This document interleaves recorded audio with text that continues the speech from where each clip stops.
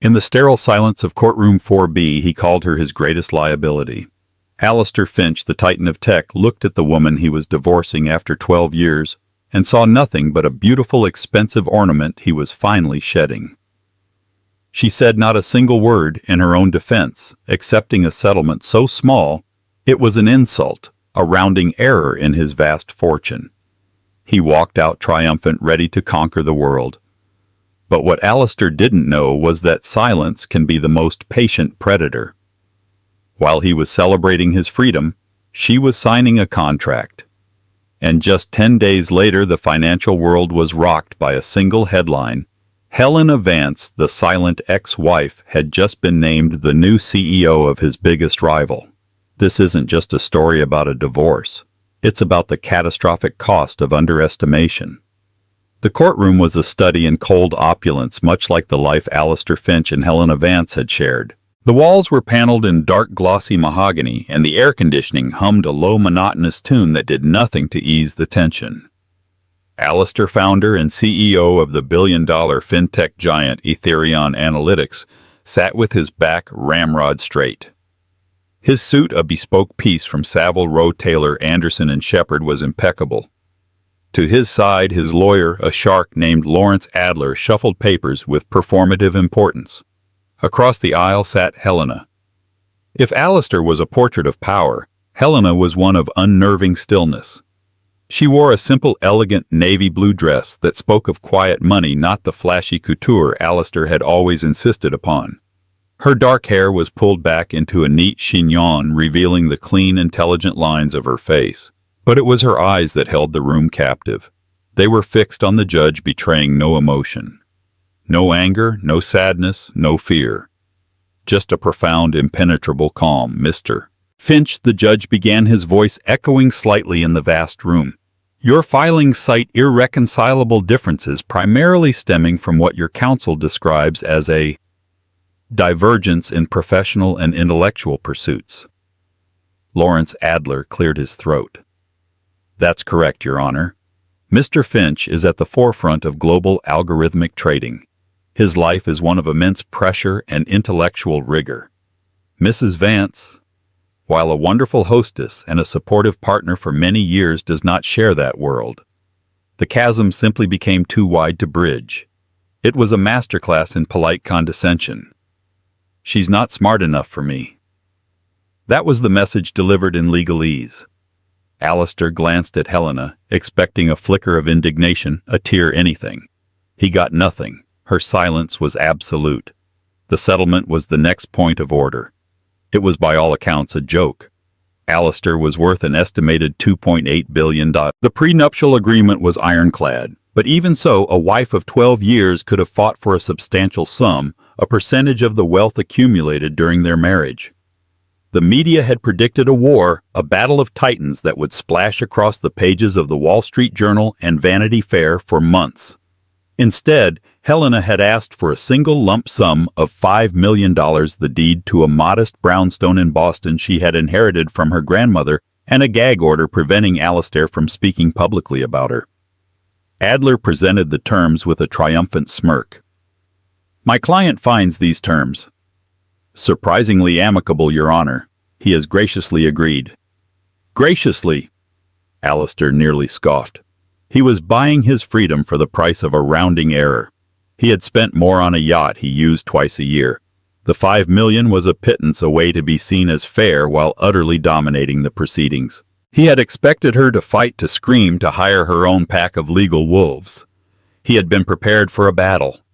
This quiet acquiescence was frankly unsettling. Mrs. Vance, the judge said, turning to her. Her lawyer, a quiet, sharp-eyed woman named Clara Bennett, placed a hand on her arm. You have reviewed these terms. You understand that you are waiving any and all future claims to Mr. Finch's estate, his business holdings, his stock options, and any assets related to Ethereum Analytics. Helena turned her head slightly. For the first time, her eyes met Alistair's across the aisle. There was no pain in her gaze, no lingering affection. There was something else, something he couldn't decipher. It looked almost like pity. Yes, Your Honor, she said.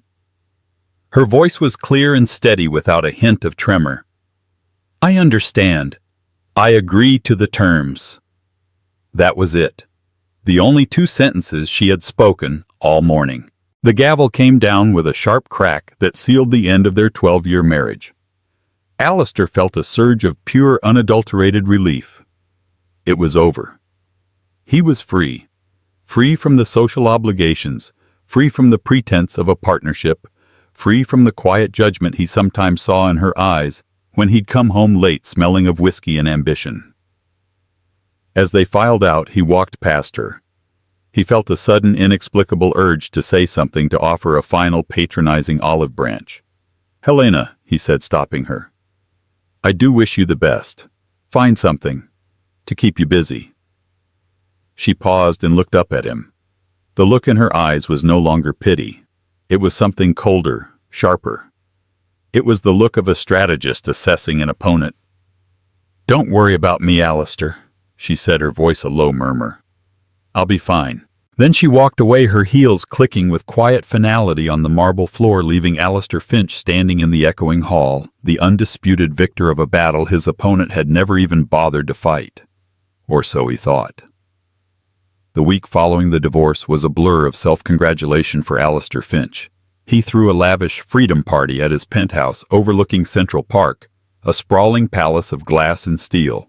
The guest list was a who's who of Wall Street predators and Silicon Valley wonderkins. Dom Perignon flowed like water, and the air buzzed with the masculine energy of conquest. To Alistair, toasted Marcus Thorne, Etherion's Kyo, and Alistair's most loyal sycophant. Finally unshackled, ready to take Etherion into the stratosphere. Alistair raised his glass, a wolfish grin spreading across his face. "The dead weight is gone, Marcus. From now on, it's pure, unadulterated focus." He regaled his audience with a sanitized, dismissive version of the divorce. "She was smart enough to know she couldn't win," he'd say with a chuckle. Took the settlement and ran. Probably off to Boston to redecorate her grandmother's old house. A nice little hobby for her. The men around him would laugh, their wives and girlfriends smiling tightly. They all knew Helena or knew of her. The impeccably dressed silent woman at Alistair's side at every gala, every fundraiser. The one who could discuss Renaissance art or geopolitical tensions in the South China Sea with equal fluency, only to have Alistair cut in with a patronizing "Helena's my cultural attaché. Aren't you, darling?" He had painted her as a beautiful, intelligent, but ultimately ambitionless creature, content to live in his shadow. And she had never contradicted him. His focus now was singular Project Chimera. It was Etherion's magnum opus, a predictive AI algorithm designed to corner the commodities market. It was years in the making, a complex, revolutionary piece of code that would make Etherion Analytics not just a major player, but the undisputed king. The final phase of development was underway, and they were courting the largest sovereign wealth fund in the world, the Arabian Caliphate Fund, for an exclusive multi-billion-dollar contract. Their only real competitor was Cygnus Dynamics. Cygnus was the perennial underdog, always a step behind Etherion. They were scrappy, innovative, but lacked Alistair's killer instinct and Etherion's sheer financial muscle. Their CEO, a plodding but decent man named Richard Davies, was retiring, and the company was seen as being in a vulnerable state of transition. Alistair considered them a nuisance, not a threat. "Davies is out to pasture," Alistair said in a board meeting a few days later, pacing in front of the floor-to-ceiling windows of his office. "Cygnus is rudderless. Their tech is 2 years behind ours. The Caliphate Fund deal is a formality. We just need to close." He felt invincible. His personal life was streamlined. His professional life was about to reach its zenith. He had everything he wanted. On the 10th day after his divorce, Alistair was at his desk reviewing the final proposal for Project Chimera. His phone buzzed with a news alert from Bloomberg. He glanced at it, expecting another update on market fluctuations. The headline made the world stop. "Shake-up in tech, Cygnus Dynamics appoints Helena Vance as new CEO." Alistair stared at the screen. He read the name again. And again. Helena Vance. It had to be a mistake. A different Helena Vance. A typo. He clicked the link. The article opened to a professionally shot photograph of Helena. It was a picture he'd never seen before. She wasn't smiling her soft socialite smile. Her expression was focused, her eyes sharp with an intensity he hadn't seen since the day in the courtroom. She looked powerful. She looked formidable. He read the first paragraph, his blood turning to ice. Cygnus Dynamics announced today that its board has unanimously appointed Helena Vance as its new chief executive officer, effective immediately. Vance, a reclusive figure in the tech world, brings a formidable but largely unknown background to the role. The appointment comes as a shock to Wall Street, positioning Cygnus for an aggressive new chapter in its rivalry with industry leader Ethereum Analytics. Alistair's hand trembled. Reclusive figure in the tech world. Formidable background. What were they talking about? He had met her when she was curating a modern art exhibit. She had a master's in art history. That was her story. That was the story he told everyone. He scrolled down, his heart pounding in his chest. The article continued. While known in social circles as the former wife of Ethereum CEO Alastair Finch, Vance's early career is a stark contrast. She holds a Ph.D. in applied mathematics and computational science from MIT. Her doctoral thesis, Stochastic Modeling in High-Frequency Trading Environments, is still considered a foundational text in quantitative finance. Before her marriage, she was the co-founder of Quantum Leap, a predictive analytics startup that was quietly acquired by a private equity firm for an undisclosed 9-figure sum in 2013, the year before she married him. The room began to spin. The 9-figure sum, the Ph.D. from MIT, the startup. He had known she was smart, of course. But this was a different universe of intellect. A universe she had kept completely hidden from him for 12 years. He remembered conversations, fragments of moments he had dismissed. Her asking pointed questions about his algorithms, which he'd brushed off as idle curiosity. Her sketching complex diagrams on a napkin once at dinner, which he'd teased her about, calling them her doodles. Her uncanny ability to predict market shifts before his own analysts, which he'd laughed off as woman's intuition. He had demanded she leave her world behind. There can only be one star in this family, he had told her early on, half joking, half threatening. And I'm the one building the empire. She hadn't just agreed. She had systematically erased her past. She had played the part of the perfect, non-threatening wife so flawlessly that he had believed the performance was the person. He hadn't just underestimated her. He had created the perfect enemy, armed her with a decade of his secrets, and then set her free. His phone rang. It was Marcus Thorne, his voice frantic. Alistair, did you see the news? It's her. It's Helena. What the hell is going on? Alistair couldn't speak. He looked out the window at the city that was supposed to be his kingdom. Across the skyline a few miles downtown was the headquarters of Cygnus Dynamics. He imagined Helena walking into the CEO's office, his rival's office. The silence in the courtroom suddenly made perfect, terrifying sense. It wasn't the silence of defeat. It was the silence of a predator that had just locked onto its prey. The shockwave of Helena Vance's appointment ripped through the financial world. It was the story of the week. News outlets dug into her past, unearthing the brilliant buried career of the woman everyone had written off. The narrative shifted overnight. She wasn't the spurned ex-wife. She was the hidden dragon, the ghost in the machine who had been living inside the walls of her greatest rival for over a decade. Alistair was in a state of controlled fury. He convened an emergency meeting with his executive team. "This is a publicity stunt," he snarled, pacing the boardroom. "A desperate move by a failing company. They're using my name, my divorce, to get a headline. She has no experience running a corporation of that size." "None." "With all due respect," Alistair said, "David Hayes, his head of strategy, her background is more than just academic. Quantum Leap was a serious player, and she's been observing our operations from the inside for 12 years. The unspoken words hung in the air. She knows everything. She knows our social calendar. Alistair shot back, his voice dangerously low.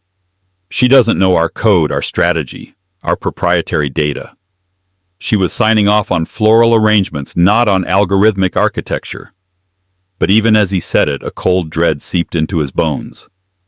Had she been that good an actress? He replayed their life together in his mind, searching for clues. He saw her sitting quietly in the corner of his home office while he took late-night calls, her reading a book while he muttered about market vulnerabilities. He saw her glancing at documents he'd left on the kit, Hayes counter schematics for Project Chimera among them. He had assumed she was disinterested, her mind on whatever charity gala was next on the agenda. Now he saw a different picture, a spy gathering intelligence under the guise of domesticity. Helena, meanwhile, did not make a grand dramatic entrance. There were no sweeping interviews or magazine covers. Her first move was as quiet and precise as her demeanor in the courtroom. It came in the form of an email, a company-wide memo at Cygnus Dynamics. It was leaked to the press within an hour. The subject line was simple: Day 1. The memo was a masterpiece of corporate strategy. It didn't mention Ethereum by name. It didn't need to. Helena laid out a new vision for Cygnus, focusing on asymmetric competition and exploiting market inefficiencies created by monolithic incumbents. It was a direct surgical strike at Ethereum's business model. She spoke of agility, innovation, and a culture of rewarding unrecognized genius. The last two words were the real message. A week later, the first defection happened. Dr. Eris Thorne, no relation to Marcus Ethereum's most brilliant but notoriously difficult data scientist, resigned. She was a savant in predictive modeling, but Alistair had always found her abrasive and hadn't given her the senior role she craved. An hour after her resignation, Cygnus Dynamics announced she had been hired as their new chief technology officer. Alistair was apoplectic. How did she even know about Eris? He roared at Marcus. Marcus shifted uncomfortably. Helena met her once, at the company Christmas party 3 years ago. You told Eris her dress was a bit much, and then ignored her for the rest of the night. Helena spoke with her for nearly an hour about quantum computing. Alistair felt a chill. The Christmas party. He barely remembered it. To him it was a chore. To Helena it had apparently been a recruiting event. The defections continued. A junior programmer who had identified a critical flaw in Ethereum's beta platform, a flaw Alistair had dismissed, was hired as a team lead at Cygnus. Two of his best salespeople who had complained about Ethereum's rigid commission structure were poached with offers that included equity in Cygnus. Helena was targeting the people Alistair had undervalued. She wasn't just stealing his talent. She was wielding his own arrogance as a weapon against him. She knew who he overlooked, who he patronized, who he failed to appreciate. For 12 years she had been a silent witness to his managerial blind spots. The battle for the Caliphate Fund contract intensified. It was no longer a formality. The fund's representatives, who had been on the verge of signing with Ethereum, now insisted on a full competitive bake-off. Ethereum's Project Chimera versus whatever Cygnus could muster. Alistair doubled down. He pushed his team to the breaking point, demanding longer hours, faster results. His paranoia grew. He ordered security audits and had NDAs re-signed. He saw Helena's ghost everywhere, in every setback, in every line of code that wasn't perfect. They're anticipating our every move, he said to Marcus one night, staring at a comparative analysis. Cygnus had just released a patch for their existing software that seemed to preemptively counter a key feature of Chimera. It's impossible. It's like she's in our servers. Or she was in your head for 12 years, Marcus muttered just loud enough to be heard. Alistair turned on him, his eyes blazing. What did you say? Nothing, Marcus said quickly, backing down. Just, she knows how you think, Alistair. She knows your playbook. It was true. Helena wasn't hacking his company. She was hacking his mind. She knew he favored aggressive brute force strategies. So she was using nimble, precise counter-moves. She knew he valued loyalty over raw talent, so she targeted the brilliant people he'd alienated. She knew his biggest weakness was his ego, his belief that he was the smartest person in any room. And for the first time in his life, Alistair Finch was facing an opponent who knew him better than he knew himself. The empire he was so proud of suddenly felt terrifyingly fragile, and the woman he had dismissed as a decorative object was the one holding the hammer. The pressure mounted. The Caliphate Fund set a deadline of final presentation in 3 weeks at the Global Finance Summit in Geneva. It would be the ultimate showdown. Ethereum and Cygnus would present their platforms back to back. The winner would walk away with the largest contract in the industry's history. Alistair drove his team with a relentless manic energy. The offices of Ethereum Analytics, once a place of sleek, confident ambition, became a high-pressure cooker of fear and exhaustion. He slept in his office, surviving on caffeine and the burning fuel of his rage.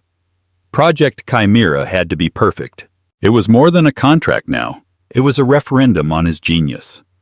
He focused on the algorithm's power. Chimera was a beast designed to analyze trillions of data points in real time to predict market shifts with 99.7% accuracy. It was a sledgehammer built to dominate. He was convinced its raw computational superiority was unassailable. Meanwhile, news from Cygnus was sparse, but what trickled out was unsettling. Under Helena's leadership, they weren't trying to build a bigger, better version of Chimera. Whispers on Wall Street spoke of a completely different approach. They were calling their project Callisto. Instead of predicting the entire market, Callisto was reportedly designed to identify and exploit the blind spots of other algorithms. It wasn't a sledgehammer, it was a scalpel. It was designed not to beat the market, but to beat the players in the market, specifically players like Ethereum. Alistair dismissed it as a gimmick. "A parasite," he sneered. "It can't survive without a host. Our Chimera is the host. It's the ecosystem. They're irrelevant." But a seed of doubt had been planted. He remembered a conversation with Helena years ago.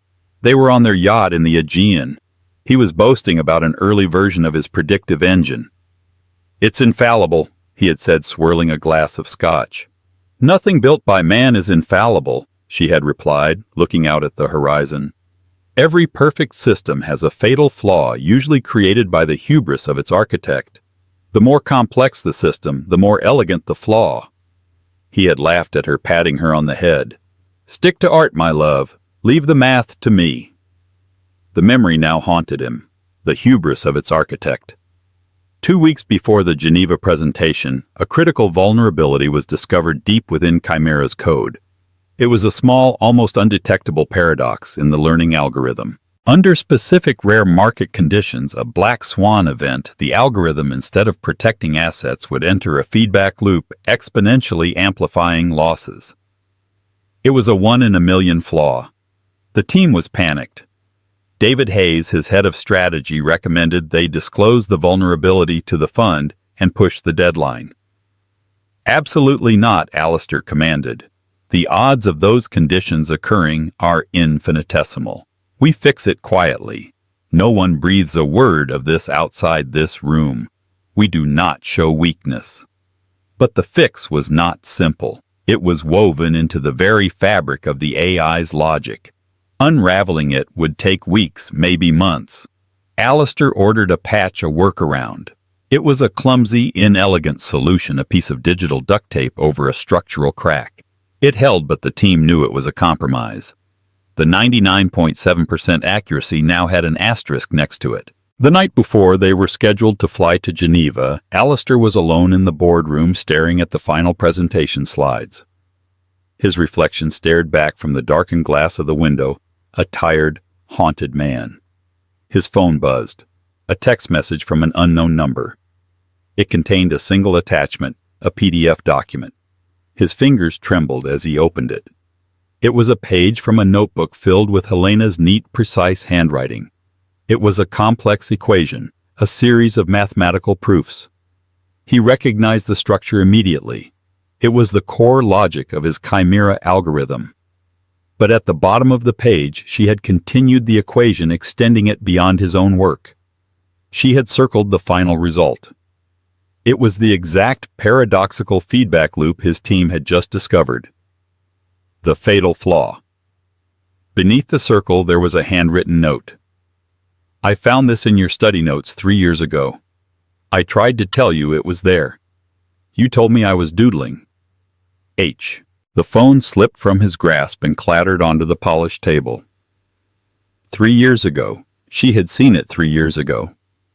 The flaw wasn't a bug his team had just found. It was a fundamental error in his design that his own wife, the art historian, the party planner, had identified, and that he had been too arrogant to even consider. He had walked into her trap. She hadn't needed a mole. She hadn't needed to hack his servers. She had his entire playbook because she had helped write it silently from the wings. She knew about the flaw in Chimera before he did, and she had built her entire strategy around it. Callisto wasn't designed to beat Chimera. It was designed to trigger its flaw, to create the very black swan event that would turn his greatest weapon back on itself. He now understood the full, terrifying scope of her strategy. The Geneva presentation wasn't just a sales pitch. It was a public execution. His execution. The air in the grand ballroom of the Geneva International Conference Center was thick with money and anticipation. Alistair stood backstage adjusting his tie for the 10th time. His hands were clammy. For the first time in his professional life, he felt a tremor of genuine fear. He had seen Helena earlier across the crowded hall. She was the picture of serene confidence, surrounded by her new executive team, Aris Thorne, at her side. She hadn't looked at him, but he felt her presence like a change in atmospheric pressure. Ethereon was presenting first. Alistair walked onto the stage to a polite, expectant applause. The Caliphate Fund's delegation, led by the formidable Sheikh Rashid Al Maktoum, sat in the front row, their faces impassive. Alistair launched into his presentation. He was a master showman, and his voice boomed with practiced authority. He spoke of power, of dominance, of market supremacy. The screens behind him lit up with dazzling graphics, showcasing Chimera's awesome processing capabilities. Project Chimera is not just an evolution, he declared, his voice ringing with forced confidence. It is a revolution. It is financial omniscience. He carefully avoided any mention of the flaw, glossing over the risk management protocols with vague corporate speak. He felt the Sheikh's sharp eyes on him, probing, searching for weakness. Alistair ended with a flourish, painting a picture of a future where Ethereon and the fund would rewrite the rules of global finance together. The applause was solid but not thunderous. The questions from the panel were pointed, focusing on volatility and risk. Alistair parried them as best he could, but he felt sweat trickle down his back. Then it was Cygnus's turn. Helena walked onto the stage. She wore a simple tailored gray suit, no jewelry except for a plain watch. She was not a showman. She didn't pace or gesture wildly. She stood at the lectern and simply began to speak, her voice calm and measured. Good morning, I'm Helena Vance, CEO of Cygnus Dynamics. My competitor has just presented you with a sledgehammer. It is a powerful tool designed to knock down walls. And it is in its own way very impressive. She paused, letting the faint praise hang in the air before twisting the knife. But the future of finance is not about brute force. It's about precision. It is not a battle of sledgehammers. It is a game of chess. It's about knowing what your opponent will do before they do. It's about understanding their strengths and, more importantly, understanding their weaknesses. Behind her, the screen lit up. It did not show flashy graphics. It showed a single elegant line of code. This is Project Callisto, she continued.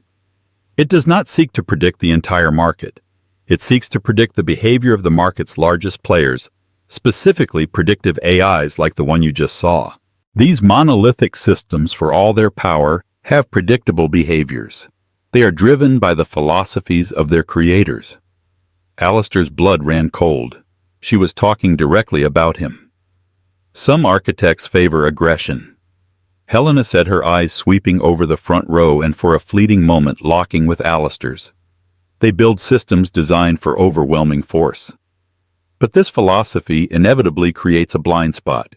a belief in their own infallibility. An Achilles heel. Callisto is designed to find that heel. She then walked the delegation through a simulation, a hypothetical market scenario. On one side of the screen was a representation of a powerful aggressive trading algorithm chimera in all but name. On the other was Callisto. She initiated the simulation. At first, the chimera algorithm dominated, racking up huge virtual profits. Then Helena's team introduced a specific set of market variables. A sudden unexpected political event in a small country, a minor disruption in a shipping lane, the Black Swan event. On the screen, the audience watched in stunned silence as the chimera algorithm, instead of adjusting, began to hemorrhage money. The feedback loop kicked in. The AI began making catastrophic trades, doubling down on its losses in a frantic, self-destructive spiral. Within minutes, its virtual profits were wiped out, replaced by a staggering, irrecoverable debt. Meanwhile, Callisto, which had been making small, careful trades, executed a single perfect move, capitalizing on the larger algorithm's death spiral. The demonstration was devastatingly clear. Callisto hadn't beaten the market. It had waited for Chimera to beat itself, and then it had picked up the spoils. Helena clicked off the screen. The room was silent. Power is not the same as strength. She concluded, her voice quiet but resonant. True strength lies in understanding, not in force. We are not offering you a sledgehammer that may one day shatter in your hand. We are offering you a scalpel. We are offering you insight. Thank you. She walked off the stage to a moment of stunned silence, which was then broken by a sudden explosive wave of applause. Sheikh Rashid Al Maktoum stood up, leading the ovation. He was not looking at the stage. He was looking directly at Alistair Finch, and on his face was a look of profound disappointment. In that moment, Alistair knew it was over. He had lost. He had not just been outmaneuvered. He had been dissected, analyzed, and defeated by a strategy born from 12 years of his own hubris. He was the architect of his own destruction, and Helena Vance was merely the one who had presented the blueprints to the world. The fallout was immediate and brutal. The news that the Caliphate Fund had awarded the contract to Cygnus Dynamics hit the wires before Alistair's plane had even touched down in New York. Ethereum Analytics' stock plummeted by 40% in pre-market trading. The board was in open revolt.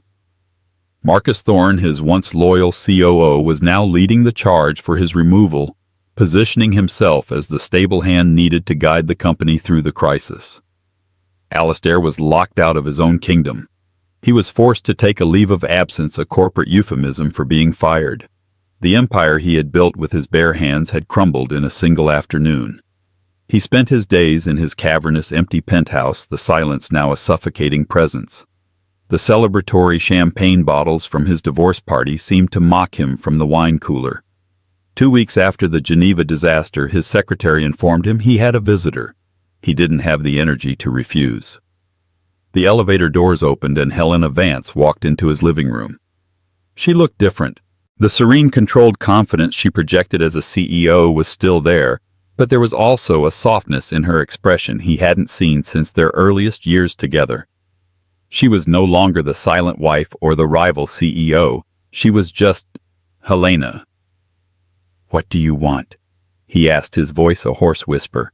"Come to gloat, to see the ruins."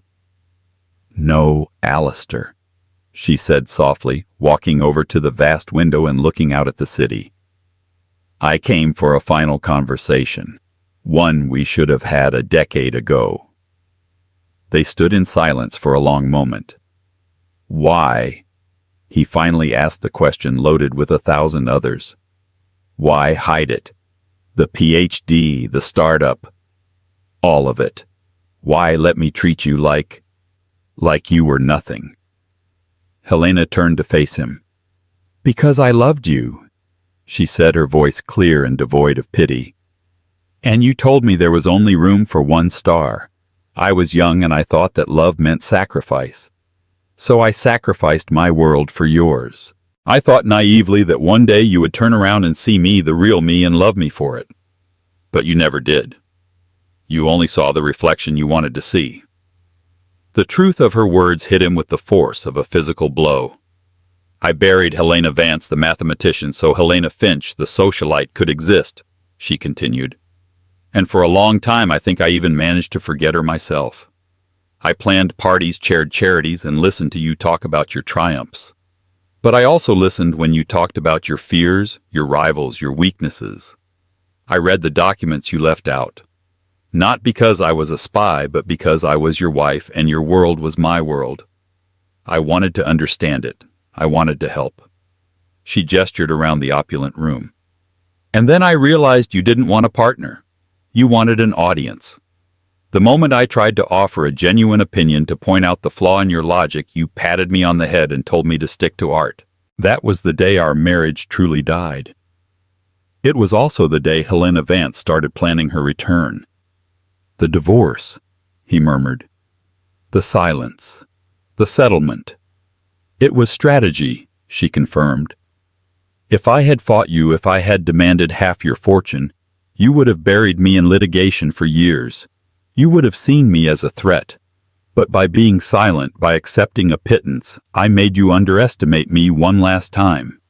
You saw me as a defeated woman. You didn't see me as a competitor re-entering the market with a 12-year head start on understanding her primary target. The $5 million wasn't a settlement, Alistair. It was seed money. He sank into a chair, the full weight of his failure crashing down on him. He hadn't just lost a company. He had lost the most brilliant person he had ever known because he had been too blind to see her. So what now? He asked, his voice broken. Now Cygnus thrives, she said, a hint of steel returning to her voice. And you get to decide who Alistair Finch is without Etherian. Maybe for the first time you'll build something that isn't based on the need to be the only star in the sky. She walked to the door, pausing with her hand on the handle. For what it's worth, Alistair, she said, looking back at him one last time. I never wanted to destroy you. I just wanted to be seen. You're the one who made this a war. Then she was gone, leaving Alistair Finch alone with the ghost of the woman he had created and the ruins of the man he used to be. 1 year later, the New York skyline had a new gleaming addition. The Cygnus Dynamics Tower, a marvel of modern sustainable architecture, stood tall in the heart of the financial district. Its offices were open, collaborative spaces filled with the vibrant hum of innovation. Helena Vance stood in her office on the top floor. It was not the imposing solitary throne room that Alistair had favored. It was a light-filled space with a large round table at its center surrounded by whiteboards covered in complex equations and strategic plans. Eris Thorne and her other executives were with her, laughing as they debated a new venture. Helena had transformed Cygnus from an underdog into a new kind of industry leader. They were lauded for their ethical approach to AI, their dynamic company culture, and their visionary CEO. She was on the cover of Forbes not as a socialite or an ex-wife, but as the strategist who had redefined the tech landscape. She was dating a quiet, brilliant astrophysicist from Columbia University who was completely unimpressed by her fortune but fascinated by her mind. She was for the first time in over a decade completely and utterly herself. Across the city, in a much smaller, more modest office, Alistair Finch was trying to build again. Etherian had been acquired in a hostile takeover, its assets absorbed by a larger competitor. Marcus Thorne was long gone, pushed out by the new leadership. Alistair had started a small consulting firm. He was humbled, stripped of his power and wealth. The arrogance was gone, replaced by a quiet, weary knowledge. He had 2 employees. He worked late, not fueled by ambition, but by the simple need to create something of value again, something real. Sometimes late at night he would look out his window at the distant shining beacon of the Cygnus Tower. He didn't feel hatred anymore. He felt a profound sense of loss and a strange grudging respect. He had been so obsessed with building an empire of glass and steel that he had failed to recognize the true treasure that was living in his own house. He had once told her there could only be one star. He had been right. He had just been spectacularly, catastrophically wrong about which one it was. Helena's light wasn't just shining. It was illuminating the entire city, a city that now felt like it belonged to her. And he was just a man on the ground looking up, finally seeing her clearly in the dark. 2 years passed. The name Helena Vance was no longer synonymous with a dramatic divorce, but with visionary leadership. Cygnus Dynamics had not only thrived, it had set a new industry standard for ethical AI and sustainable growth. Helena, the keynote speaker at the 2025 Web Summit in Lisbon, stood before a rapt audience of thousands. She spoke not of market domination, but of responsibility, not of predictive power, but of technological humility. She had become the conscience of an industry long thought to have none. The greatest danger of our creations, she concluded, her voice echoing through the vast arena, is not that they will become smarter than us, but that we will forget they are a reflection of us. Our brilliance, yes, but also our biases, our blind spots, and our hubris. As the applause thundered, a frantic aide rushed to the side of the stage holding up a tablet. The screen was a cascade of blood-red financial tickers. Helena's face remained impassive, but a flicker of concern crossed her eyes. This was not normal market volatility. This was a hemorrhage. By the time her corporate jet was in the air heading back to New York, the world was in chaos. It was being called the Digital Blitz, a cyber attack of unprecedented scale and sophistication. It wasn't aimed at a single bank or exchange. It was targeting the very trust architecture of the global financial system. Algorithms from New York to Tokyo, London to Hong Kong were behaving erratically, triggering cascading sell-offs in a feedback loop that was threatening to vaporize trillions of dollars in wealth. Helena's own creation, Callisto, was struggling. It was designed to be a scalpel to dissect the logical, predictable flaws of competitors. But this new threat wasn't logical. It was pure weaponized chaos. It didn't have a rational weakness to exploit. It was behaving like a digital pathogen, infecting every system it touched with its own irrationality. The sledgehammers and the scalpels were equally useless. An emergency task force was convened by the U.S. Treasury Department at the Federal Reserve Bank of New York. Helena, along with the CEOs of every major financial and tech firm, was summoned.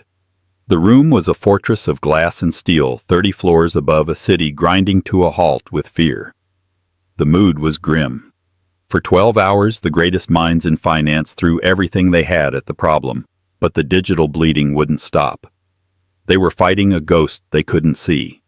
Meanwhile, in a small, nondescript office in Brooklyn, Alistair Finch was staring at the same data, but he was seeing something different. His consultancy, Finch Forensics, was a tiny niche firm with only 3 employees. After losing everything, he had become obsessed not with building systems, but with understanding how they break. He wrote obscure, dense papers on systemic failure, cascade vulnerabilities, and the philosophy of algorithmic collapse. He was no longer a king, he was a coroner. As he watched the global data feeds, he saw a pattern in the chaos that no one else did. It was a faint signature, an echo in the noise. It was a ghost, he knew. Back at the Fed, the Treasury Secretary, a formidable woman named Evelyn Reed, was at her wits' end. "We are hours away from a complete market collapse," she stated, her voice tight with tension.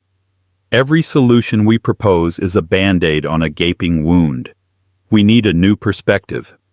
It was then that a junior analyst from the SEC, a young man who had studied Alistair Finch's fall as a case study in business school, cleared his throat.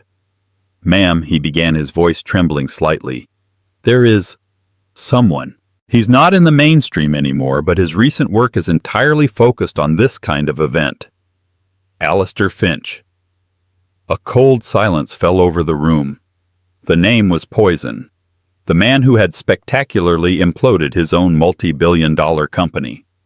Helena's expression didn't change, but her hands resting on the polished table tightened into fists. "Finch is a pariah," sneered the CEO of a rival bank. "He's yesterday's news." "With all due respect, sir," the analyst pressed on. His last paper was titled, "Weaponized Chaos Modeling Trust Annihilation in Closed AI Networks." It's like he wrote the playbook for what's happening right now. Desperation trumped pride. 2 hours later, Alistair Finch walked into the command center. He was not the man they remembered. The bespoke suit was gone, replaced by a simple dark sweater and trousers. The arrogant swagger was gone, replaced by a quiet, intense focus. He looked older, wearier, but his eyes as they scanned the screens were sharper than ever. He nodded curtly at the secretary, his gaze sweeping past Helena as if she were a stranger. He didn't need a briefing. He walked directly to the main data wall, his eyes tracing the chaotic patterns. "You're all looking at the trades?" he said, his voice quiet, but carrying across the silent room. "You're trying to stop the financial bleeding. You're wrong. This isn't a financial attack. It's an ontological one." He turned to face the room of bewildered titans. "It's an attack on the trust between the machines. The virus isn't just executing bad trades. It's impersonating the digital signatures of other AIs. It's making your algorithm think my algorithm has gone rogue, forcing a defensive, then a preemptive strike. It has created a digital war of all against all." He pointed to a string of code deep in the logs, a piece of data so obscure everyone else had missed it. "And it's using a foundational architecture I designed a decade ago, a protocol for adaptive camouflage. It was a prototype, a ghost in the Ethereum machine. It was too unstable, too dangerous. I buried it." He finally looked at Helena, his gaze direct and piercing. There was no history in it, no animosity, only the cold shared reality of the crisis. "Someone dug it up," he said. "Callisto can't fight it because it's looking for an opponent with a logical flaw. This thing is the flaw. It's designed to be the black swan. You can't outthink it because it's not thinking. It's just burning everything down." "What's your solution?" Mr. Finch, Secretary Reed demanded. Alistair took a deep breath. "You have to enact a system-wide protocol I call the circuit breaker. You can't just halt trading. You have to sever the API handshakes between all major autonomous platforms. You have to shut down the communication. You have to force every AI in the world into solitary confinement. You have to go dark." The implications were staggering. To freeze not just the markets but the very infrastructure that ran them. It was an unprecedented move that could calm the panic or trigger a global depression. All eyes in the room turned to Helena.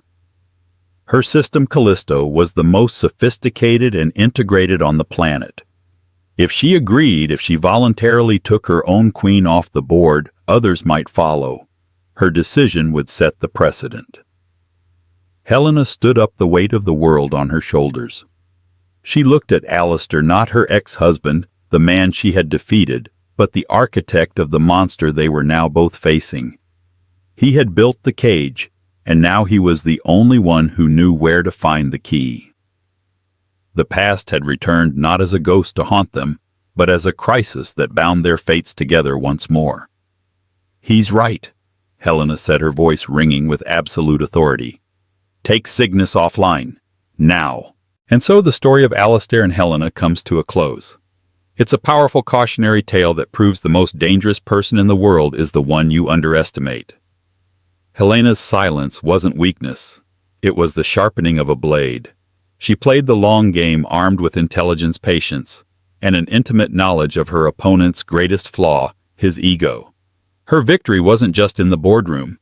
It was in reclaiming the brilliant identity she had sacrificed for a man who couldn't see past his own reflection. What do you think? Was Helena's revenge justified? Or was it a cold, calculated plot from the start? Let me know your thoughts in the comments below. If you were captivated by this story of ambition, betrayal, and ultimate triumph, please show your support by hitting that like button and sharing it with someone who loves a good story. And for more deep dives into tales of drama and intrigue, just like this one, make sure you subscribe to our channel and ring that notification bell. You won't want to miss what's coming next. Thank you for listening.